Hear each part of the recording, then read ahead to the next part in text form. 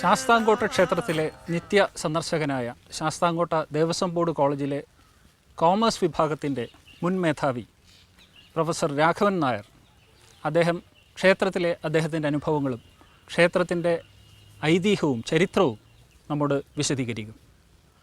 Raghavan Nair sir, ഈ ക്ഷേത്രത്തിൻ്റെ ഐതിഹ്യം ഒരു ചുരുക്കത്തിലൊന്ന് വിശദീകരിക്കാമോ? പല ദേവതാഭാവങ്ങളുടെ സങ്കല്പങ്ങളിലൂടെയാണ് ഇന്നത്തെ നിലവിലുള്ള ശാസ്ത്ര സങ്കല്പത്തിൽ എത്തിച്ചേർന്നിട്ടുള്ളത്.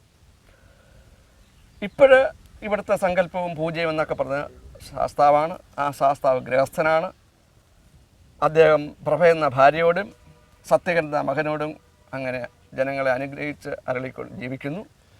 അങ്ങനെയുള്ള സങ്കല്പത്തിലാണ് ഇന്നത്തെ ഇവിടുത്തെ ആരാധനയും വിശ്വാസം. ഈ ക്ഷേത്രത്തിൽ അനേകം ദേവീ ദേവ സങ്കല്പത്തിൽ പൂജ നടന്നിട്ടുണ്ടെന്നും അതിനുള്ള കാരണം എന്ന് പറയുന്നത് ഈ ജനസമൂഹങ്ങൾ അത്ര സ്ഥിരമായി സ്ഥായിയായി താമസിക്കുന്നവരല്ല.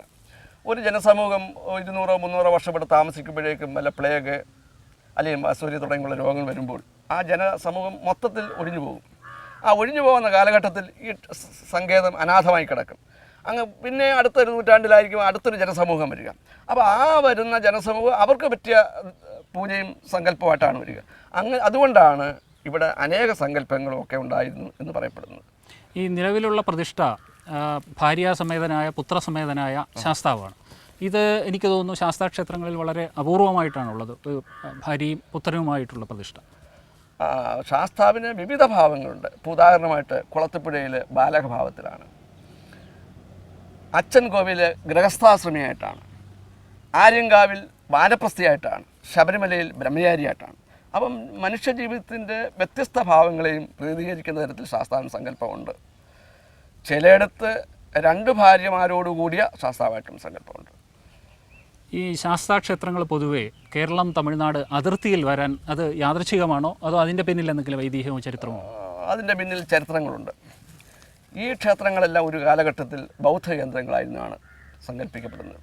കാരണം ശ്രീബുദ്ധനും ശാസ്താവുമായി അത്ര അഭേദ്യമായ ബന്ധമുണ്ട്.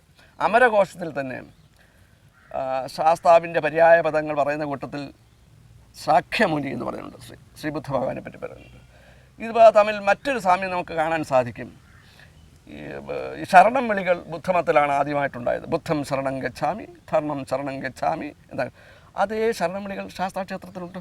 അപ്പോൾ ഇവ തമ്മിലുള്ള അഭേദ്യമായ ബന്ധത്തെയാണ് കാണിക്കുക. അതുകൊണ്ട് ഈ ഒരു കാലഘട്ടത്തിൽ ബൗദ്ധ കേന്ദ്രങ്ങളായിരുന്ന ഈ സങ്കേതങ്ങളാണ് പിൽക്കാലങ്ങളിൽ ശാസ്താക്ഷേത്രങ്ങളായി പരിണമിച്ചത്.